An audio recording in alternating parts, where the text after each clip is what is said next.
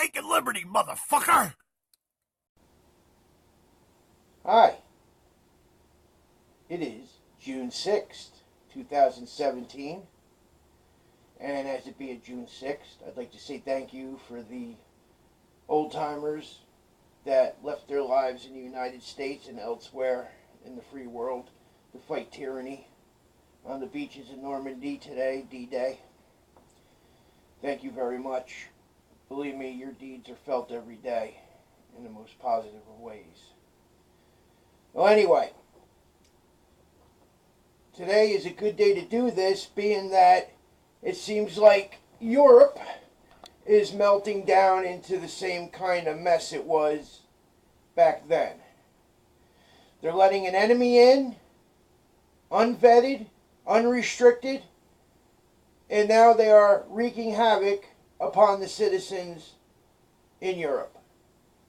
It seems like we can't go a week without a terrorist attack in either France, Britain, Denmark, Sweden. They seem like they have the numbers now where they feel emboldened. So I would imagine that we're going to see a lot more of these attacks. And all I got to say is to the morons that think it's a good idea to let these people in here, unrestricted, unvetted, going to court to get injunctions about stopping people from 6 countries that really don't have a government or a vetting system of their own to let terrorists in here. 70 to 80% of these people that you call refugees are military-age men. Not too many women and children that you speak of. But that's okay. Just keep letting them in. What are they coming here for? Don't tell me a better life. Yeah, it's a better life until they feel like blowing us up. They're here to conquer us. There's no two words about it. Read their own writings. Believe them when they tell you. They are coming here to defeat us, to kill us or convert us. Live on your knees or die on your feet. That's what it's going to come down to. Keep letting these people in here. And yes, there are some that want to get away from the horrors of their own religion and the nutcases that interpret it that way. But when push comes to shove, they will side with those people rather than have their own heads chopped off. That's what we're up against. And when they start feeding into the majority that's espousing their religion, they're going to gravitate to them.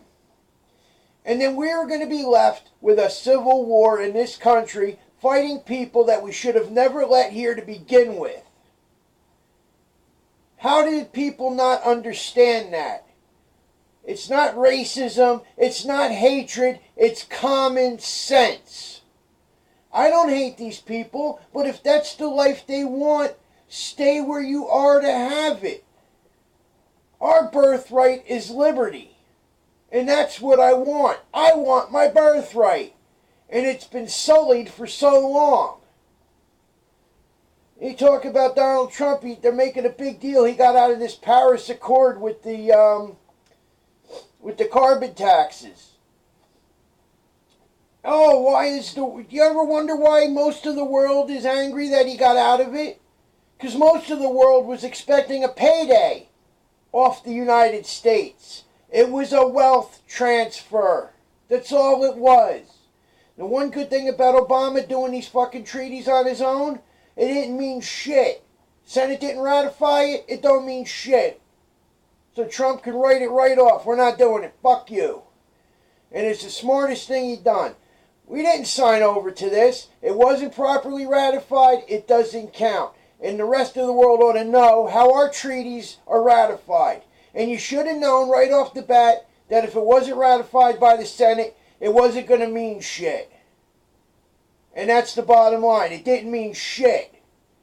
And all these countries that are complaining we backed out, the only reason they're complaining is because they're not going to get a fucking dime from us. Trump is right. Why are we going to transfer billions and billions of dollars out of our country to the rest of the world?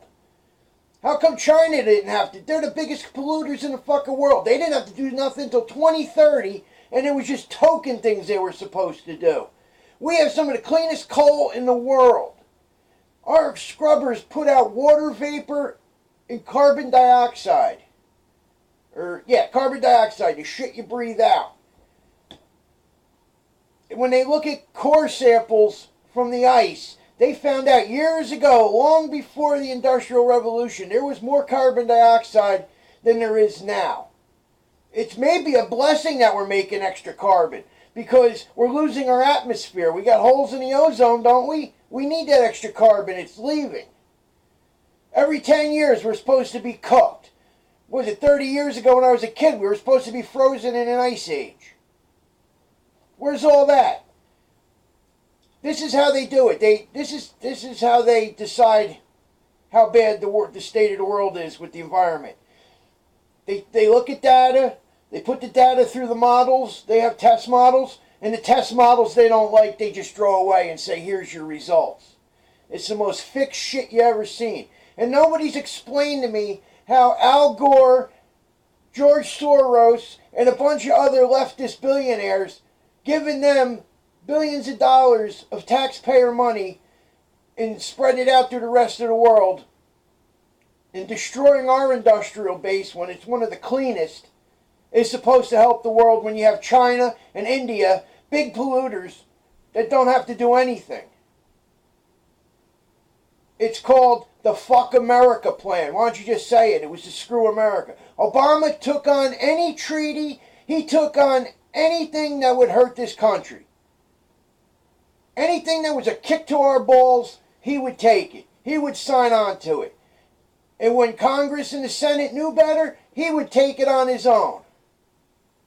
So the days of our politicians fucking us is coming to an end, one way or the other. Take that to the bank. You guys have a good day, and happy D-Day. Like I said, thank you, soldiers. You did a good job. It's too bad we have to keep fighting this war over and over again. Have a good night.